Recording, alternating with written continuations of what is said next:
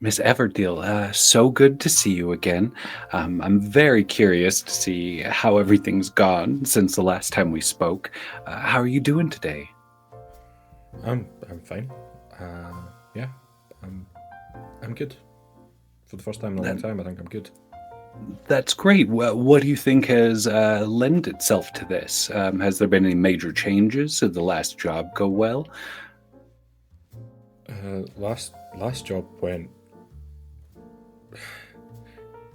perfectly, Oh, and I don't get to say that very often. But I don't think you've ever said that here, as I'm looking through my notes.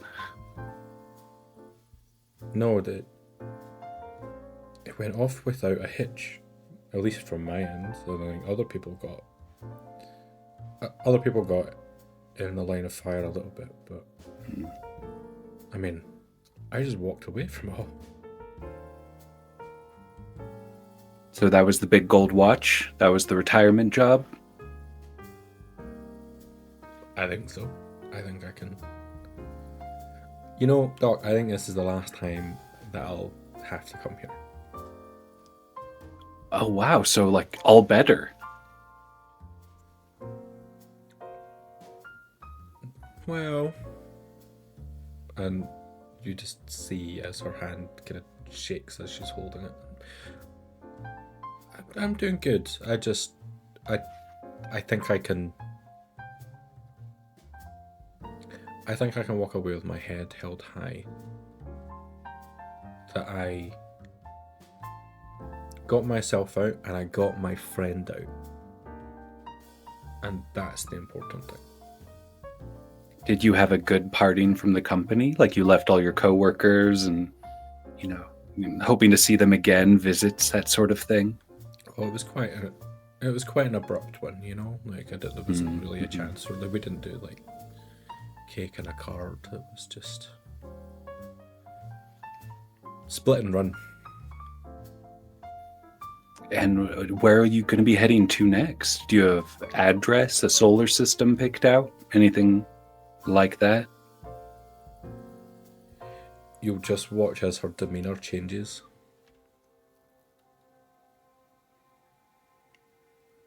Why would you want to know that? I mean, I'm just making conversation now. I mean, this is like graduation, right? Where am I going to send the plaque? You've never asked questions like that before. Well, I mean, this is goodbye. It'd be a shame if couldn't touch bases down the line. No, this is a professional relationship we have here. This one between us. Yeah, that's right. I mean, that's fine. You don't have to tell me.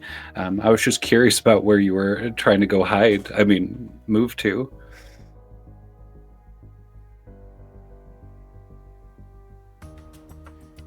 She will stand up.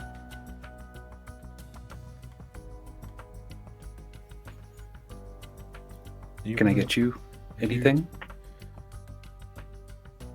Are you wearing a wire? Oh, no. I mean, I record our sessions usually.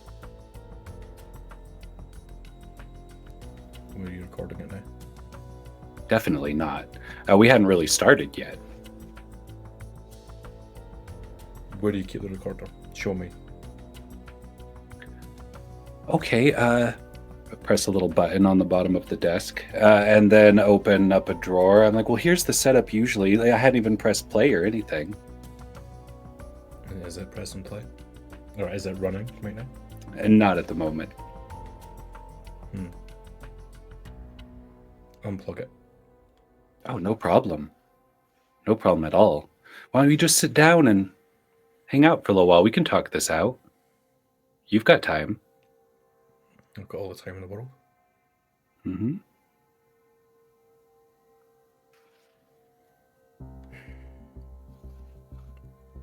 You asked where I'm going.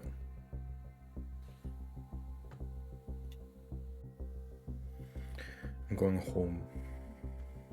Oh, it's a good feeling. Be around loved ones, people you want to keep safe. Well, there's none of that there. It's just home. Oh, sorry to hear that.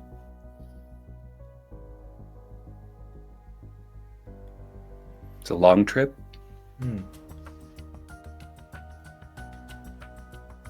Wait, If you're uncomfortable, we can talk about how have those dreams been?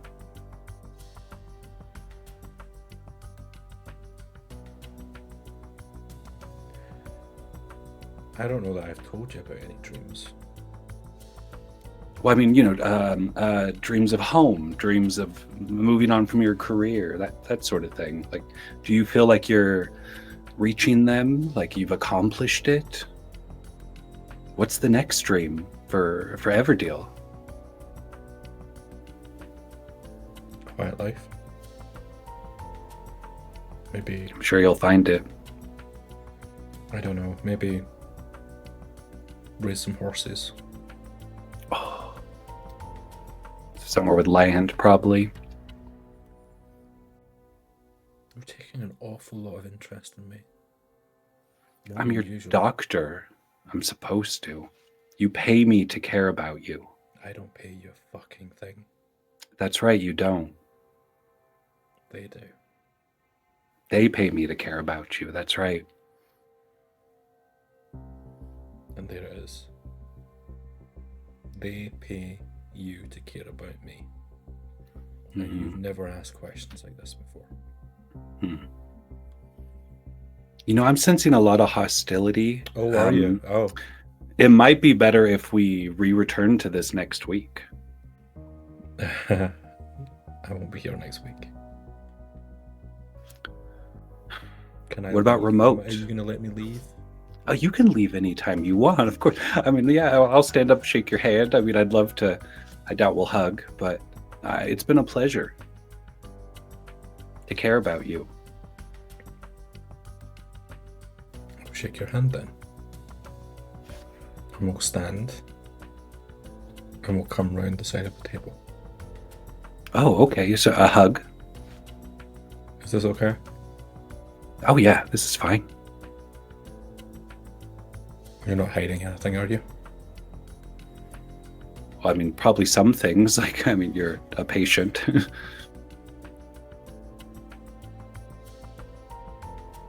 You know I know where you live.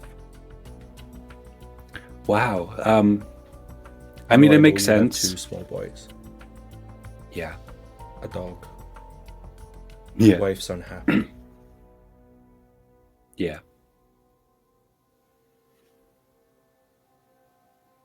I'd really hate to have to give them a visit. You're right. It's not best to cross over these types of relationships. I think you're all clear. I thank you, Doctor. Of course. I was just, trying to be sure. You're sending you out into the world. Didn't want you to accidentally get hit by a big stone or something. I'm really glad to have you looking out for my best interests. That's what family's for. See you around, Doc. Safe travels. Hope you get those horses. Second the door shut, start dialing a phone. I stand and listen at the door. Yeah, they're leaving now. Of course they fucking threatened my kids, but if you put it on their ship, we should be able to track them just fine. I did my fucking part. I don't know, have the psychopath do it. As you place the receiver down, I'm just gonna calmly open the door again. Oh, I think I Everdale. forgot. I think I forgot my. I had a notepad. Is it in the chair? Oh, let me look. Maybe behind the desk when you came over here to not hug me. And when you turn around, I'm just gonna take a revolver out and shoot you in the back of the head.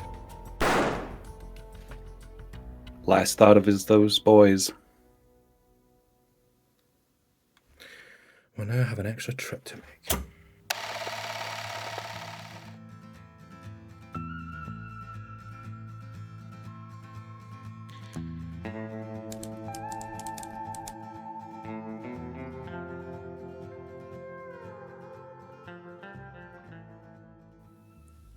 We open as Baron in this small little shuttle starts to head off out of the loading bay, followed closely behind by Jackie and Valentine, who are not currently in any sort of vehicle.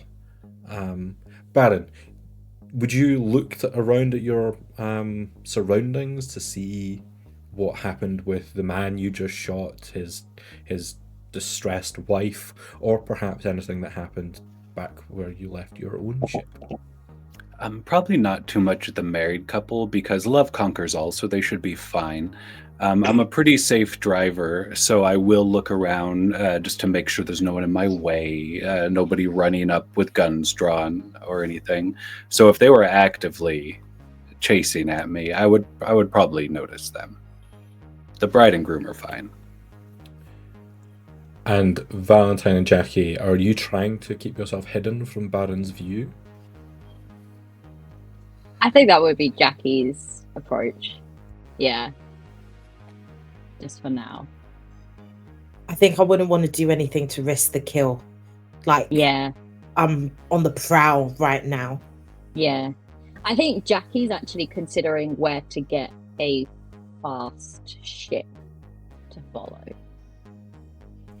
Okay, in which case I would like you then, please, to I'm gonna say Baron to make a savvy roll versus both Jackie and Valentine. And if one of you succeed, Jackie or Valentine, if you beat Baron, then I'll say that you're able to keep yourself hidden.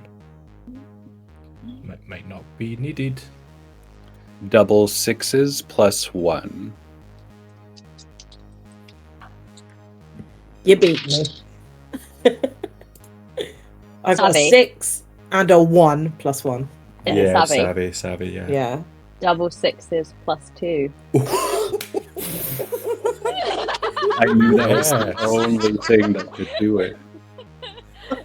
Double sixes plus 2. So Amazing. 14 definitely beats a 13. Jackie, you managed to grab Valentine and pull them down before they're able to be spotted by Baron. You have a moment of surprise if you would want to try and get like ahead of the game. Look for a ship. That's what I'm looking for. Would you be looking for something small and fast or speedy? Small, speedy, yes. Okay. I'm going to say as well with a 13 that you're able to see that there are essentially what looks like two small speeder bikes that can move out into space. So they're fully enclosed over, but you'd probably have to either clamber together into one or take one each. Oh, I will grab Valentine to get Valentine out of the way. Watch as Baron kind of takes one last look around and then turns back to what they're doing, and then I nudge Valentine and I indicate the two bikes. Should we get separate bikes? That feels kind of badass. Or the same one. Well, if we get the same one, we can cover each other's backs, maybe. I mean, I'm good at driving. Fuck yeah. I got the rage to shoot. Yeah. All right. Okay. The chaos of the gunshot and the wounded groom allows you to grab onto these bikes without being noticed. And Baron, you pull out. Where are you going? Oh, Baron's about to annoy everybody. As his ship will or is beginning to elevate or get a little higher, it's almost like he pulls off the freeway and merges back down the other direction. So he goes up above the city and then comes right back down and turns to another side of it, as though he's going to go find another space lane, basically, to take out of the planet and not the one that they would assume he would take. So it's almost like he's doubling up, but they'd be able to see it, or Valentine would know that that's a pretty standard Baron tactic. Yeah, I would say that Valentine, you are going to be aware of Baron's ways of working, especially in a quick getaway. Yeah. Jackie don't follow his initial direction too much, there'll be a switch. And I haven't had a chance to say this, but thank you. Thank you.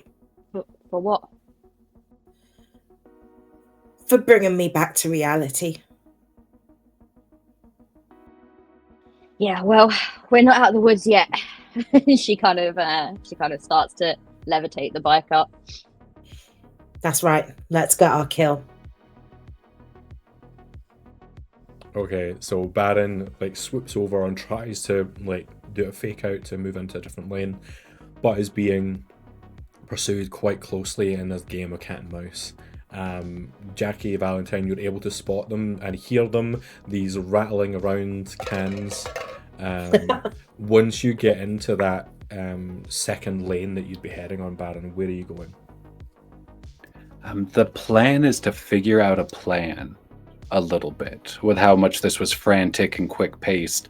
Through his head, it's like, could I take this ship now? This also draws a lot of attention. Just married, very unique honeymoon vehicle. So he's almost even considering parking again, like in another type of town, stealing another ship and doing the once removed from the crime thing, because in his head it's just survival at this point. So I think he's cruising along at like a 35-mile-per-hour space situation, thinking about if he's going to land, if he's going to take off, and feeling a little safe because he did his double back and thinks nobody's following him, possibly right now. So I think he's in an actual moment of inactivity, of trying to figure out where he should go with this and where is next, because the whole last couple of decades just fell out. And this wasn't really the plan he expected to be leaving this planet on. So I think he's in like cruising gear with these really annoying space love music mixes coming out of this vehicle because like the bridesmaid predetermined all that. Yeah, it is a mess inside this ship. There is a lot of empty champagne bottles. You see that there is party hats. There seems to be lots of masks of the groom around everywhere. You're going to get a message in your ear going, "Did you make it out?" I did. I'm currently in a honeymooner's spaceship, and I might have shot the husband. But from what I can tell, everything has gone just fine. I left Valentine and Jackie back there. Well, I haven't heard from either of them, so I don't know if they've gotten rid of their earpiece or what's going on. But I think you're probably in the clear. Perfect. I'm deciding right now if I need to ditch this wagon and get something a little less conspicuous, or if I should just make my way. But I should be off planet fairly soon.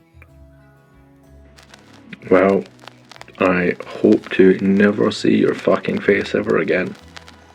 Good luck. Best of luck to you. I hope to also never see you again, but I will be at your funeral. Well, family goes first. That's a promise. Jackie, you hear that entire conversation. Yep, I do. Amazing. Well, they seem to think it's safe to talk over comms. They think we're gone. Or that we ditched the earpieces. Good. You were right, you know. You were right. Oh well, time to go. Yeah, well. And I think that she would actually probably pass the earpiece back and say, I need to concentrate. You listen. Cool. I think Valentine is also on the lookout for any heavier artillery because we've either got to commandeer or like take down whatever Baron is on unless we get them while they're making the change. So yeah, I think just keeping an eye out.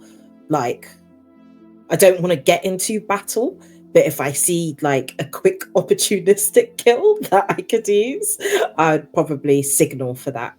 I have a question for you, Valentine. Do you put the earpiece in?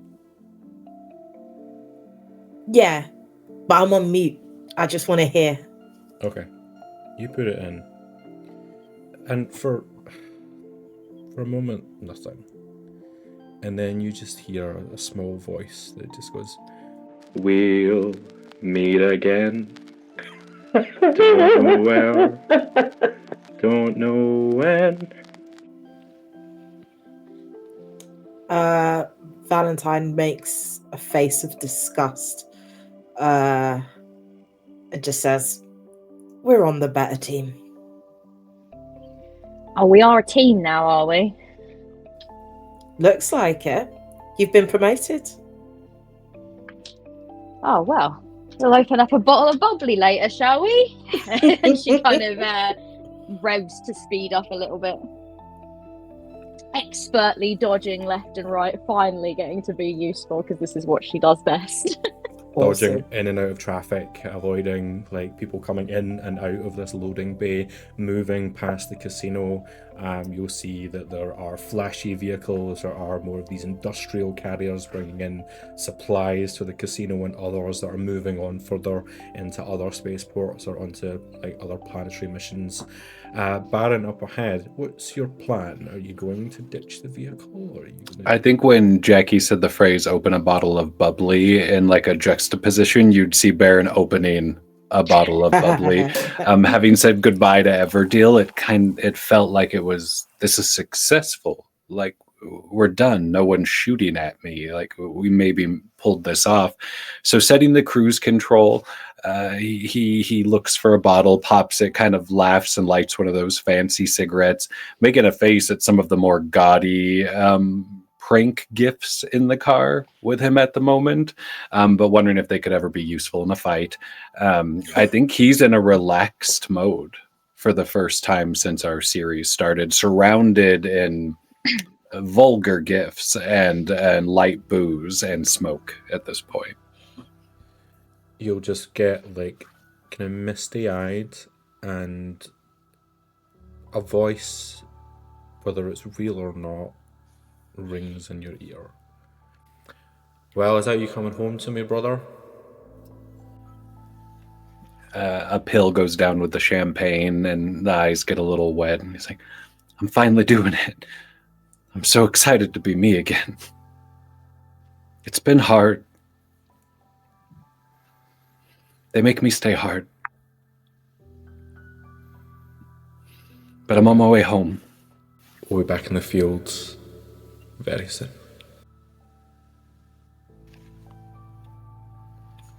I start as singing. we look at the kind of fizziness of that champagne, we move to another scene of stars as we come back to look through Jackie's eyes.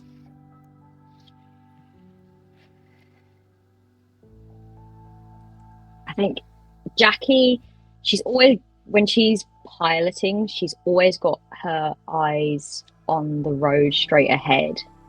But I think she does get into a routine of every kind of minute or so, just taking a moment to look up at the sky, just a brief kind of quick glance upwards and then back. I don't think even she knows what she's really looking for or hoping for. Maybe she's hoping in a strange way that she'll see her own ship with her and her brother inside, and she'll be able to drive up and rescue them. But it's a habit that she's got into. But she glances up, and of course, it's just stars. The sky is empty. 3 very damaged people drifting along in space. Jackie, Valentine, are you trying to catch up to Baron, or are you going to just follow?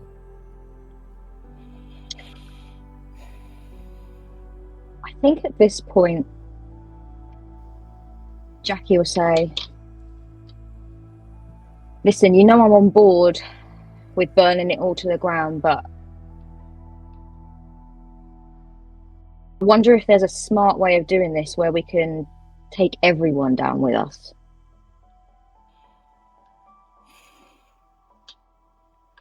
Yeah. It wasn't just Baron, you know. It was Everdell and Victor as well. I don't want any of those fucks to get away with what they've done to us. You said you're back in reality. Do you remember what happened? I knew there was a shot, and I didn't want to believe it. And I think part of what made it feel so unreal was that if it was true, if that was how he died, if that was how our story ended, how could it just be over so quickly? It feels like there should have been some grand finale, if he was really dead, everything would change, the world would stop. And if that hadn't happened, then it's just not real. But it was real. It was real. And there's no one coming to save us or make it all okay. So fuck it. We've just got to do it ourselves. And as you're saying that, in the earpiece, just the muffled, don't know where, don't know when. She takes out the earpiece and just puts it away for now. I spent so long doing things their way, the DeRosas. I don't want this to just become one more job. So how do we want to do it? I spent a long time doing everything Victor's way as well. And they're full of contradictions, these people. You must tell me if someone's betraying me, they say, and then you're a rat if you tell them. It makes no sense. But all I know is that doing things Victor's way cost me my brother. And do you remember who fired the shot? I do. Okay. But I'm not sure if it really matters, No, it matters. It does matter. And so I guess what I'm saying is, if you want to burn it all to the ground and you need that vengeance, then I'll help you get it on all of them, because I don't want any of them to get me. If anyone should get me, it should be you, right? But Jackie, you just got good at the job. No, I've never been good at it. I wasn't built for this at all. I'm much better at racing. I should have done it all legally, and it doesn't matter anymore. It could, though. Just what exactly are you suggesting? I know it sounds so fucking stupid coming from me. But what if this really is our last job? And what if, with no bosses, no one to report back to, we don't even have to do it well? We fucked some shit up. We've kind of lost our way a little bit every now and again. What if we just sack it off? I think she just starts laughing as well. And she laughs for a really long time. And then she goes, yeah, all right then, but that doesn't answer the more pressing question. What are we going to do now?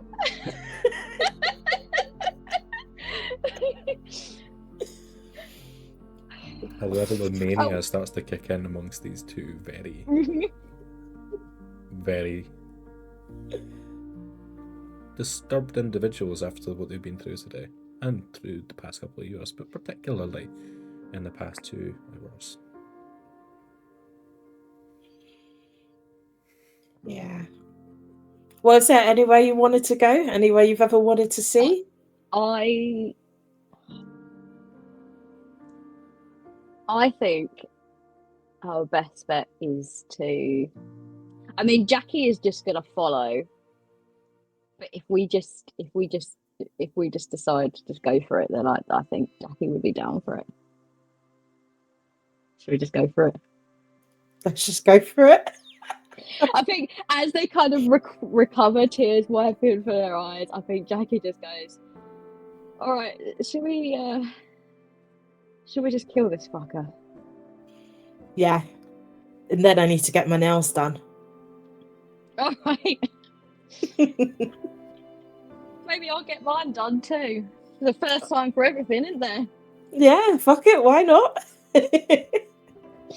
She I think then she kind of lets her gaze once more drift up to the stars, and then she focuses in, and all of a sudden it's like she stopped laughing, and she takes a deep breath.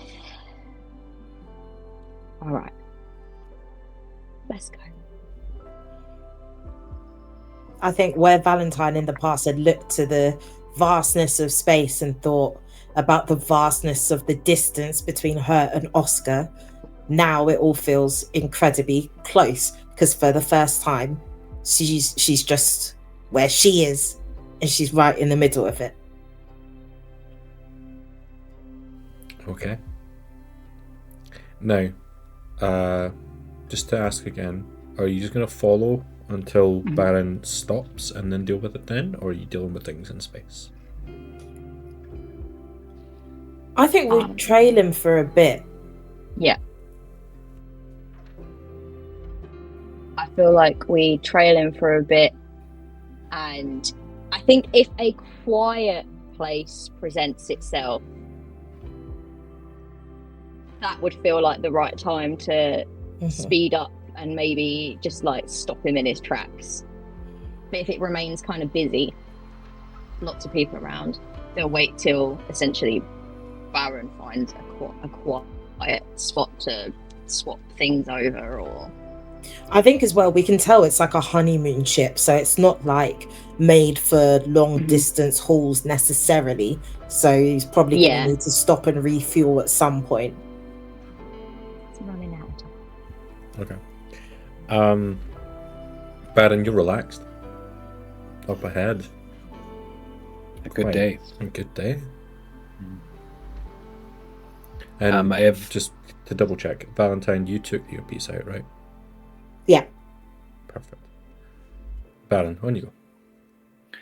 If these are the type of ships where I would just put in coordinates and it would do some sort of hyper jump, I would put in coordinates for a small woodland planet that's not too far away from here, actually, where the soil's rich enough you can grow things, and it's a peaceful place, not overly industrious or anything like that. I'm guessing they can probably track some sort of energy residue, things of that sort, but I'm not worried. You get yourself ready for that, and just as you start to like push in order to move towards that, a crackling in your ear will just say, "You're not alone," and then disappear.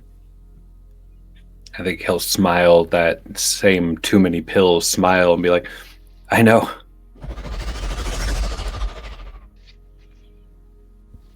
And you, Valentine and Jackie, will get the readings of what Baron has done, and would be able to do the same.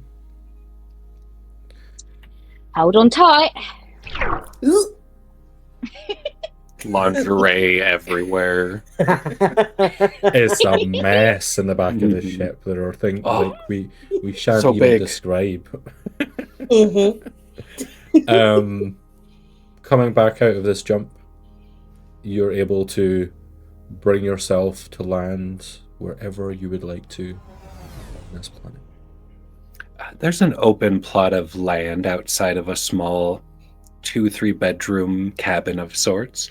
It looks like there used to be more use put into the land, like those areas where they obviously have grown before, but the last few years it got smaller and smaller till just the one initial field in front of the cabin.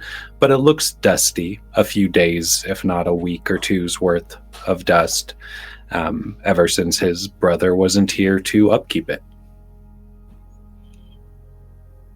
And there's a fresh mound of soil about the size of a body, not too far out the front of the cabin. Now, is this the first time that Baron has been back since his brother passed? Yes, a neighbor had to do the honors.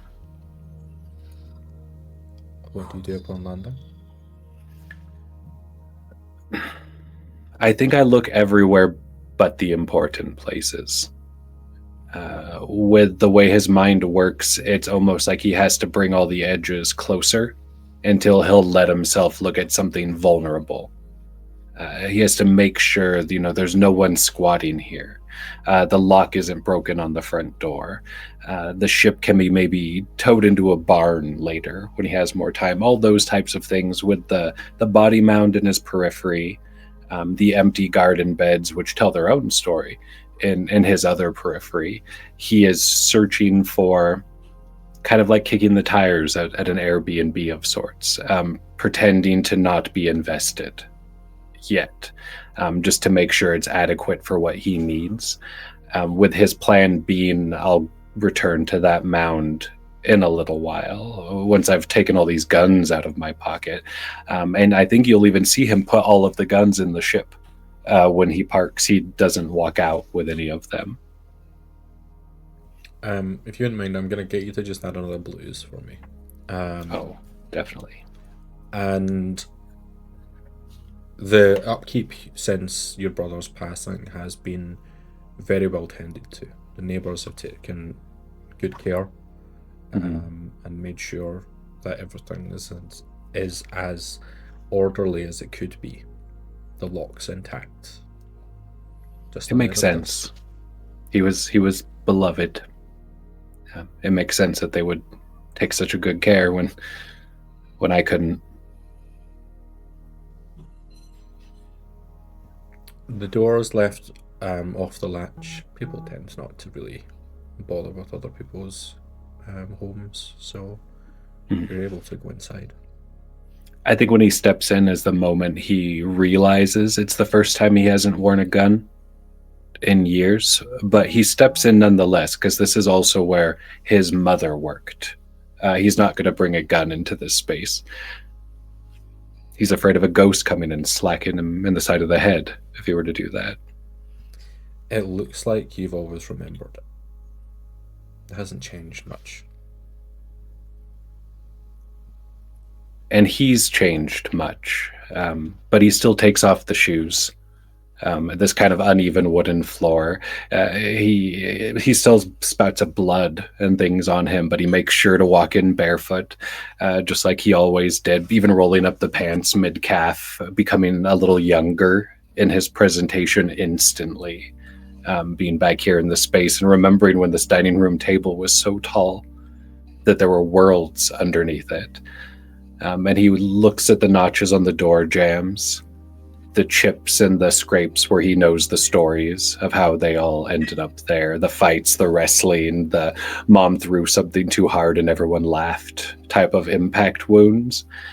And then I think once all that's taken in, he would actually begin to head out with the intent of walking to the mound, but also wanting to make sure he was barefoot, the way they used to always be here before he had to go become something else. You step outside barefoot and it begins to rain. Perfect. Just light at first, and you get that kind of wet soil smell in the air, which is a comfort. You can tell that things are alive and growing and thriving. Birds fly around. You hear the movement of machinery in other fields as people work the land on their own our own farms. And what you Okay. don't hear are two motorbikes moving through the atmosphere. But what were you going to say about it? I think the quiet actually stands out to him, realizing it's always been a ship or ships or a docking bay or a market town, just something busy and noisy and bustling. And he forgot of who he could have been when he was still planted in somewhere calm. And that back then he didn't need the pills and things as much as he felt connected to the pace of where he came from. So I think if he does at one point notice any sort of intrusion, it's when he's standing right at the edge of the dirt mound, kind of wiggling his toes in it a little bit, not saying anything yet, but connecting in a different way for the moment.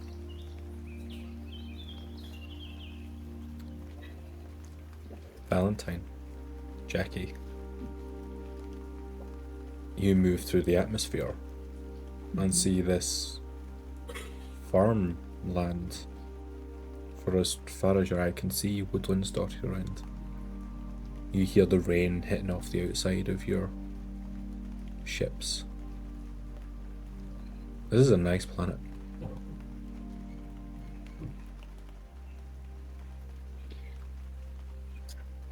Why the fuck did we ever leave any of this behind?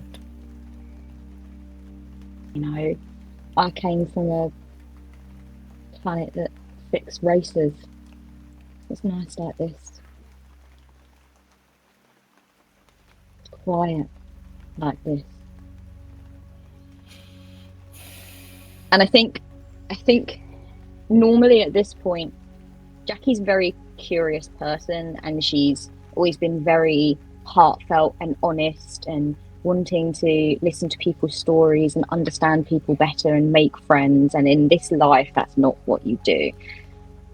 I think in this moment, she looks around and she recognizes that there's a story here. There's probably a story behind this person that she wants to seek revenge against. And if she digs too hard, then the story will stop her from doing what needs to be done.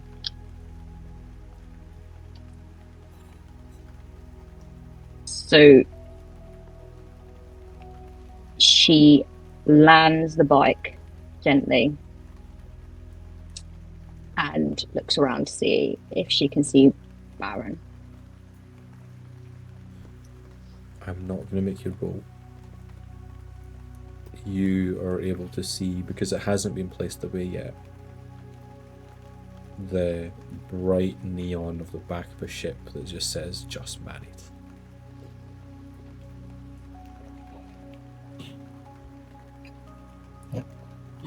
Can we see Baron like beyond that, or are they further into the woods?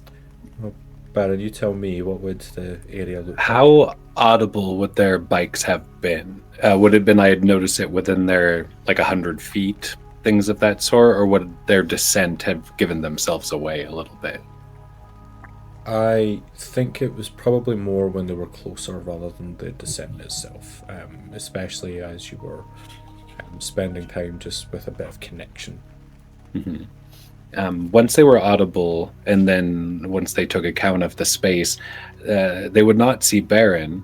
They would see the vehicle, now missing a handful of guns from the front, and you'd see a pair of shoes on the front porch right next to a closed front door.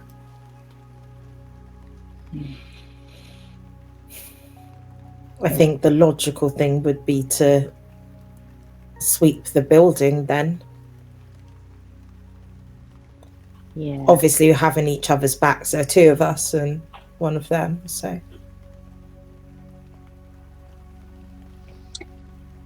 I think Jackie takes out the gun and does one last kind of sweeping look of the area, and then says, "Do you think he's inside?" I mean, Do we think he's going to run again? Maybe we just want to face him. I think Jackie would like to disable the car. I think Jackie, that's what Jackie would think to do. And she would turn to Valentine, she would say, well, now he can't run again. I'm going to get you, if you could please, to make me a savvy roll. Yeah. And do you have anything within your playbook that would help with this, with your kind of piloting skills? As in gambit. Mm-hmm. My gambit is heart of gold. So I can do it honestly.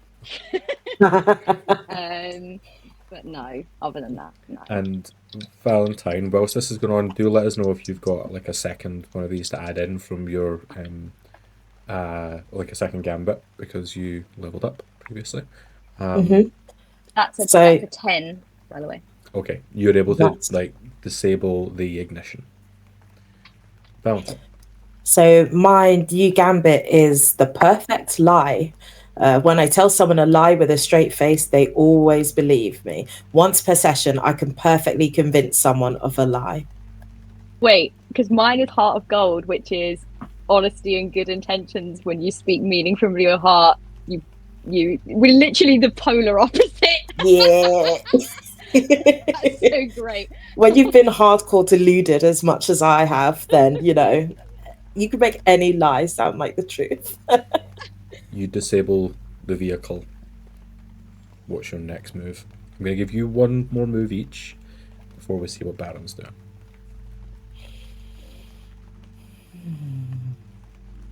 Do we go together or do we split up? That's the question, really. I don't know, because I think it's better to go together. I feel like if we split up now and we both I think get it's probably silent, better to go together as well. Yeah, let's go together, keeping an eye out in every direction. You would have also saw the capsule that we lifted on the front seat of the honeymooners vehicle. Valentine does not care about that at all. Well, I think seeing as I'm doing the car and everything, I probably would take it and pocket it. Be like, I've got it first anyway. It's mine, really. Nice. Okay, are you going in through the door that you saw where the boots are outside? I think, yeah. Maybe we'll test it to see if it's open or locked or anything. Or trapped. I want to throw a clod of earth inside. I'm just gonna cast Mage Hand and see. I'm just kidding. But yeah, I think we're going in. Before you open the door, Baron, where are you? Oh, I'm under what used to be my parents' bed. It was always the best place when monsters were around. And I have my revolver aiming at the doorway, right around kneecap shin level. Valentine, Jackie, you try the door, it just swings open. Are we trying to sneak up on him at this point? I feel like, yeah, we'll be listening out to see if we could hear any movement. And I guess this is a bit of a long shot, but is there any, like, was he bleeding or was he injured? I'm trying to think if there's any, like, tracks or if there's something that would be potentially followable. Like, obviously we don't know this, but you mentioned that you put your toes in dirt, so like maybe there would be some clumps of dirt that would be followable. And like the dust would probably be a little disturbed from me having just walked around when I first got there and things like that. You could definitely tell I had been in there. Baron was also shot in the thigh, so there was a slight oozing. Could I, if that's what you would like to do, a way to make me a grit roll, please, to see if you can spot any sort of tracks. Yeah. Absolutely. If you step in, it'll be even easier. 9. You can indeed see. And does let me just double check on this house. Is this a 2-story house? No, single story. It used to be one big room before we even added the walls. You see the direction towards I the think- door. Jackie would lean into Valentine because this is a single story house and he's made his way in, and I think she would say it's too quiet here. The direction, the room, does it have a window? I'd say there's a couple windows for sure. Like if you step 2 feet in, I have eyes on your kneecaps. Mm-hmm. If you stay behind that, I can't even see you, like entering. What would Valentine know about the way that Baron hides? Ooh. Cheap shot. Whatever will end a fight the quickest is the best thing to do. I mean, it's kind of a 50-50 in that case, because if you've gone somewhere to have eyes on the windows, which would be a very barren thing to do, then it's not necessarily any better than going through the door. I have an idea. Go on. You said you wanted to burn it down. Why don't we light the place on fire? We know which room he's in. Jackie's Yeah. going to start looking around for, the car had loads of alcohol in it, didn't it? Like Mhm. bottles of alcohol and things. Going to make a Molotov cocktail, baby. As you're back out towards this vehicle, you just hear a voice going, "Oh, hello. Are you one of Jonathan's friends, family?" And you'll just see like an elderly woman wearing a pair of dungarees and holding a rake. Mm-hmm. I'm Don't lie. ever so sorry. My husband buried him. He was a lovely man. Mm. There's no one living here anymore, but we've been keeping the place in good order.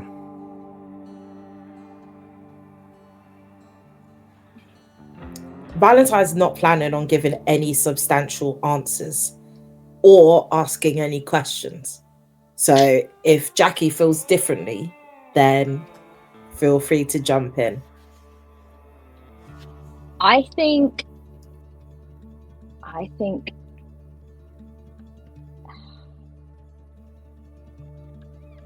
Whilst you're Jackie. thinking, Baron, you hear your neighbour's voice. This was a lovely old lady. Did I audibly hear them discussing burning the house down, like right outside the door? Oh, I don't think either of them have been quiet. I would say like, it's a small house. Just making sure. Mentally hearing that, looking at windows I could maybe get out of, wondering how quick I could get to one of their bikes, having watched them, taken apart my own vehicle. All of these sound like good ideas if I hadn't have taken more pills than I should have today. These would have all been very logical decisions with math and numbers, but that's not what's happening today anymore. So I think he crawls out of the bed because he's brave enough now, and he even whispers or mutters like, "Don't worry, Jonathan, like I'll handle it. Like I'll handle it just like last time." And he draws 2 guns, and barefoot with his pants rolled up, he steps out and yells to the neighbor like, "Be careful, they're trying to rob us." And he just starts walking at them with the intent of shooting. Baron, you're... Get behind the car. I'm going to push the old lady behind the car so that she's not hurt. She will just disappear from view behind the car, hit the ground with a thud. She groans. Baron gets mad at that. I'm gonna shoot one of Baron's arms. Okay, if you're both there, we're going to roll initiative, please, to see who's going to do Okay. that first. What's that again? A D3 plus your savvy.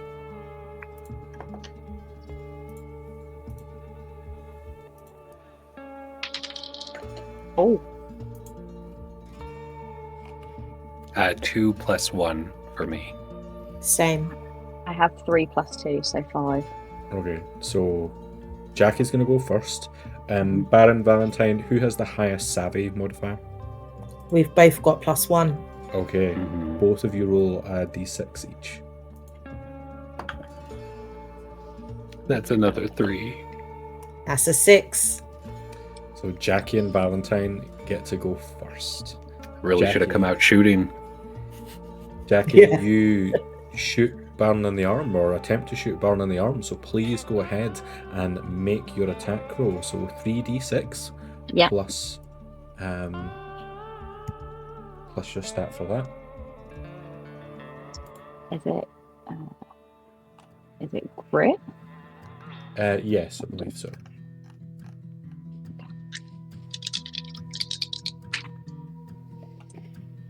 Is it all 3 numbers added together? Sorry. No, so that you can choose Just 2 top numbers, and the remaining number is your damage. Okay, I see. And what is the success number? 9. Oh, it is the 9. Okay, so it's not going to be huge amounts of damage because the only way for me to get 9 is to choose my 5 and 4. Plus 1 would be 10, so my damage is actually 2. Okay, Baron, you're going to take 2 heart damage here. As Jackie described what this looks like. I think she's kind of had this moment of, this whole time she's been very much in like fuck it mode, trying to get herself into like a Valentine kind of mindset, but just seeing this old lady who probably reminds her a little bit of some of the neighbors that she used to have kind of around on her family's planet, it threw her for a second to try to engage in normal conversation again with someone, and she's never been a good liar, and Valentine was very withdrawn from that and not willing to kind of go in and be that liar, which she was hoping would happen. So then she kind of stutters. But the moment that Baron walks out, she feels that rage kind of quell within her. She doesn't want this old lady involved, but she's not gentle as she kind of pushes her back because she needs to focus and she doesn't have the time to be looking after everyone's needs and feelings anymore. And she draws her gun, and for just a second she thinks strategically, what is Baron's best asset? Well, it's his quick draw, of course. So she needs to render him unable to shoot. Strike him. So she just goes straight for the arm in the hope of making it kind of go limp. Do you move closer or do you stay where you are after shooting? I think shoot and then take cover behind the car is the plan here. Okay, you take cover. Valentine. I got 6 + 3 + 2, which is 11 to hit for 3 damage. And Valentine is aiming for the heart, naturally. Don't care to have a conversation. You lied to me. You lied about the one thing I cared about. You manipulated me. You took me for a fool. I thought you were my friend. Guess that's not true. So yeah, in a sad parallel, she's focused purely on efficiency and she just wants Baron dead. Bullet strikes you in the chest, Baron. Once in the arm, once in the chest. And he doesn't flinch much, but I do think his swan song maybe kicks in at this moment mechanically. He's down to 2 hearts. But with him, automatically he rolls with upper hand whenever it's his revolver. So that doesn't really change anything his attacks do, except for they're all considered deadly when you're in your swan song, because you die at the end of your swan song, mechanically. So he's considering that that's what he's going to do, because he will not survive one more shot from either of them. So eyes blurry and muttering like, it's all right, Jonathan, like, I'll scare him away. It's probably just wolves or something. I'm just going to walk as straight forward to them, like taking these shots and just walking barefoot till I can get to an angle where I can even see them. Because they both said that they hid after or ducked down. Valentine's not hiding. She's as far as possible trying to keep eye contact. Oh, beautiful. Then I'll shoot. I'm straight for Valentine's head. That was a horrible roll for rolling with the upper hand, but it was 9 to hit.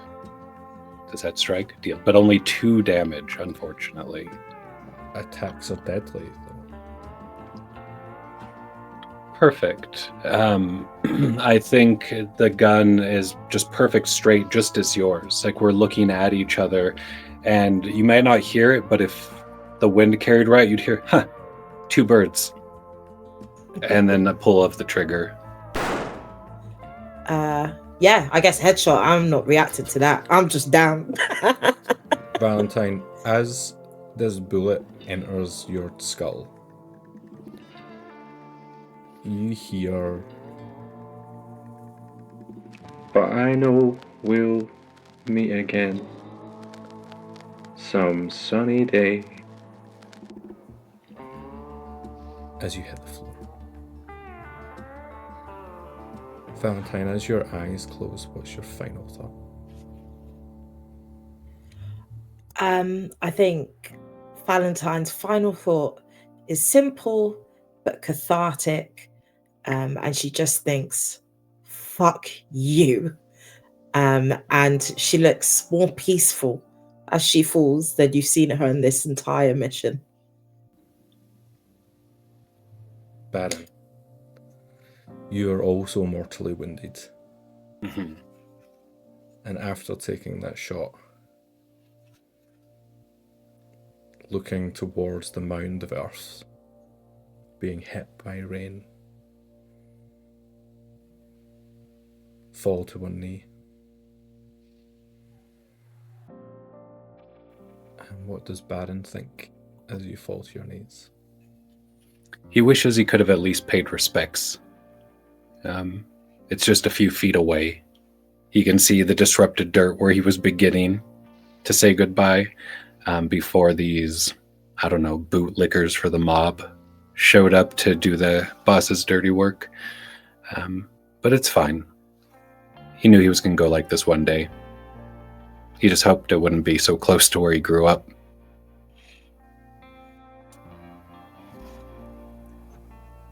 Jackie, you suddenly feel very alone.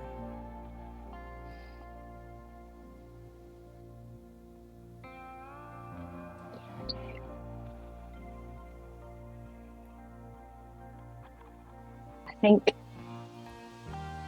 she's probably looked at this elderly lady first, just to see if she's gonna. She's quite elderly, but if she's gonna get up and start running and screaming and cause trouble and all of these things, or maybe shoot her, I don't know, who knows these days, like, and if the lady went down with a thwack, I imagine that she's out pretty cold or is maybe a bit too hurt to do anything at this point. She's fallen, needs some help, she can't get up.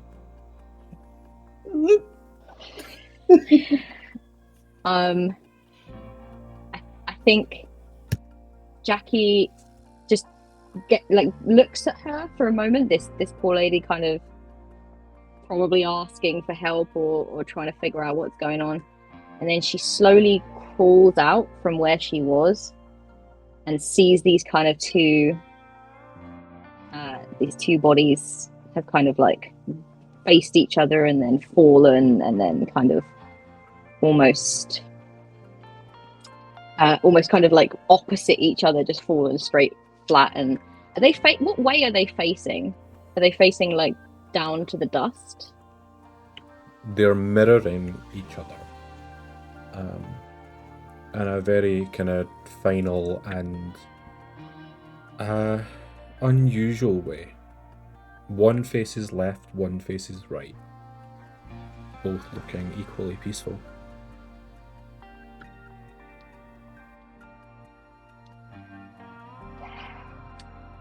I think she pulls her way over and just suddenly feeling incredibly lonely and incredibly overwhelmed by the fact that she's now by herself. And while she was in absolute fuck it, let's burn it to the ground mode while Valentine was alive, now Valentine's gone and she doesn't know what she's doing. And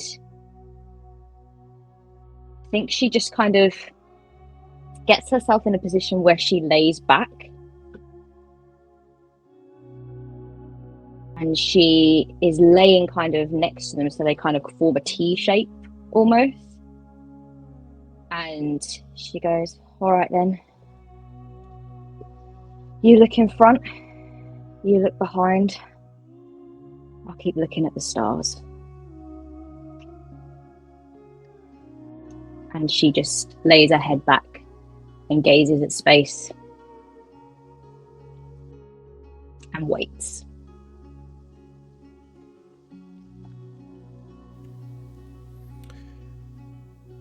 We're going to move forward a couple of weeks.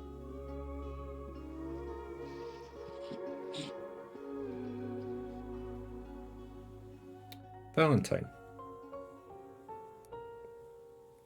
you have just finished your therapy session.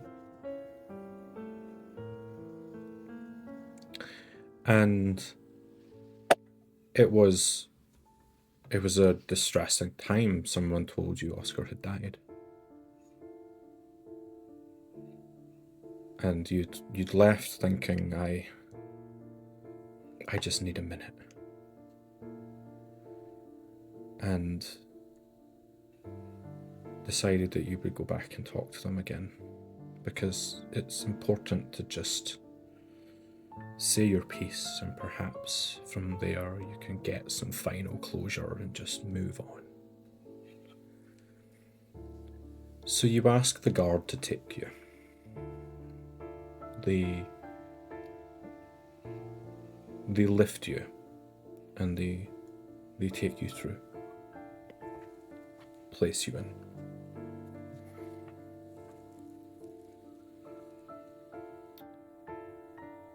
And sitting across from you is your therapist.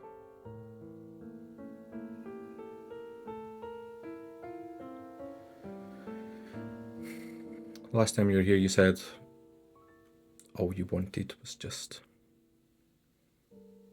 something for you and for Oscar.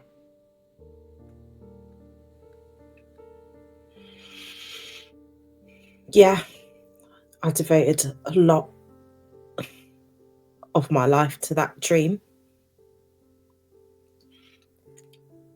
But I think in the end, I had to realize that it was just me that had that dream. It was never the two of us.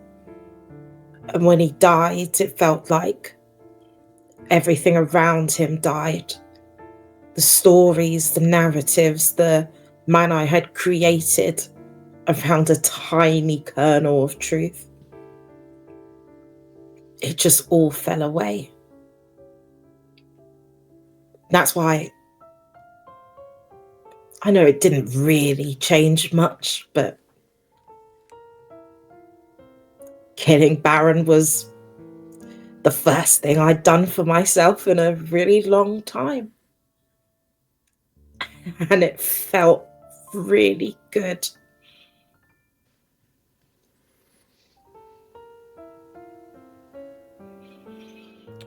This is the last time we're going to have any sort of conversation, you know that? They're going to switch you off. Yeah. I knew it was coming eventually. But even though I've not been able to travel as much, I mean, I can't tell you how freeing it's been to just live in my own head without all these made up people, whether they were here to rescue me or persecute me or control me or anything. I've had a real moment of clarity, and I don't think I would have had that without you. You did that all yourself. Are you ready?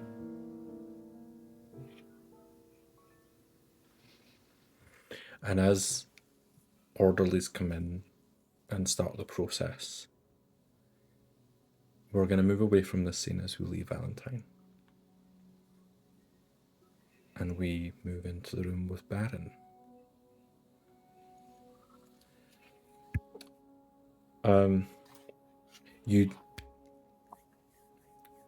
I don't think this is probably the last time that we're going to have a conversation. Now, Are you happy about that? I'm conflicted.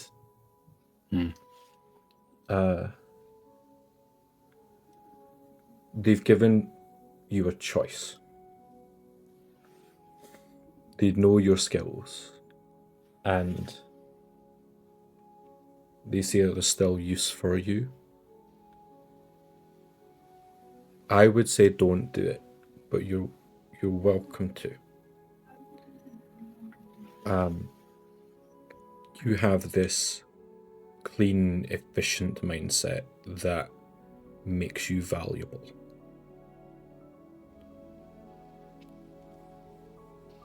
And Victor's crew are building a new group of assassins, and they want to test it. If you'd be up for putting your skills to use. And they're looking for a farmer? No, I'm afraid not. They'd be looking for someone to go back out on the road again.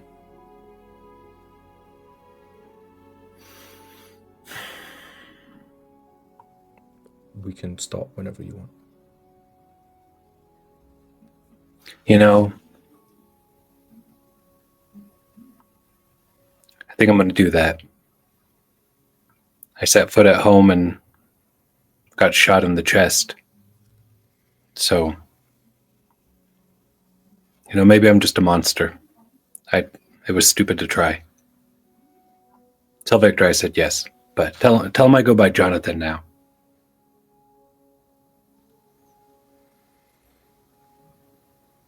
Are you sure? I'm sure. I won't care so much this time. Orderlies come in. They will switch off Baron. And as they do, a gunshot rings out from down the hallway where Iverdell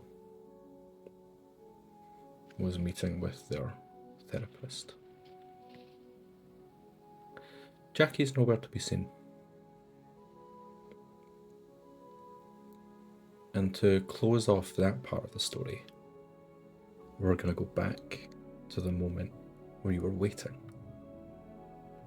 Where Jackie, once per day, you can tell an absolute truth.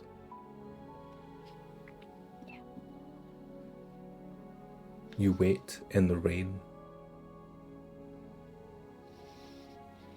and soon all three of your paths catch up with you. The DeRosas, or at least what's left of them, they find you sat in the mud next to two dead members of the crew, and they ask you, What happened here? And I tell them. I tell them every single thing that happened. I tell them the complete truth. I don't leave a single detail out. I tell them that I killed my brother trying to please Victor. I tell them that I ratted out one of Victor's gang trying to please Victor. And I tell them that Victor betrayed me. And then Baron betrayed everyone. And that Valentine and I took care of it.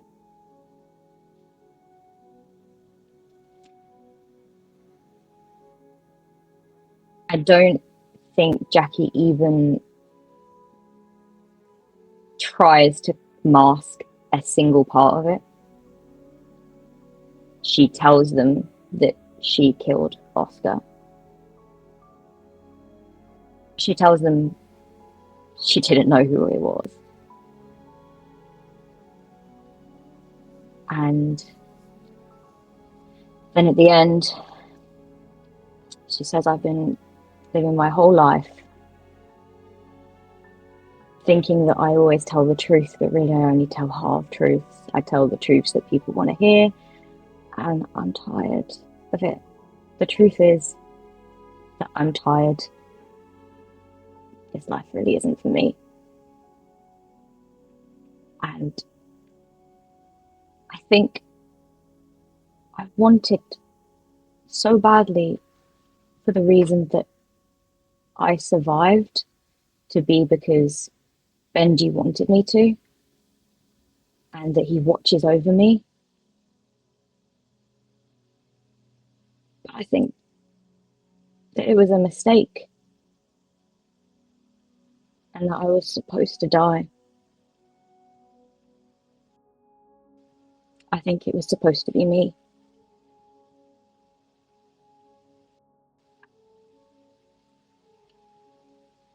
And that's the truth I need to face now.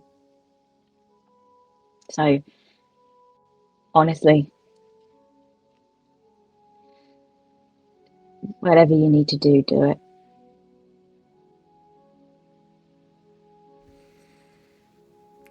And they see the truth in everything you say.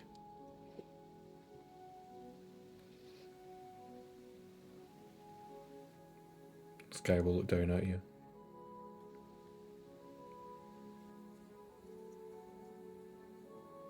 You know, you're incredibly fucking brave.